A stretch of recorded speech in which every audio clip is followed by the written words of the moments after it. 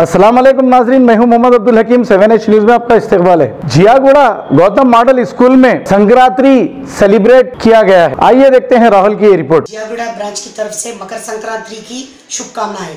मकर संक्रांति का त्यौहार हिंदू धर्म के प्रमुख त्योहारों में शामिल है, जो सूर्य के उत्तरायण होने पर मनाया जाता है। इस पर्व की विशेष बात यह है कि ये अन्य त्योहारों की तरह अलग अलग तरीकों पर मनाया जाता है, नहीं कि बल्कि हर साल 14 जनवरी को ही मनाया जाता है, जब सूर्य उत्तरायण होकर मकर रेखा में गुजरते हैं। गौतम मॉडल स्कूल जियागुड़ा की तरफ से मैं सभी जियागुड़ा वासियों को संक्रांति की शुभकामनाएं।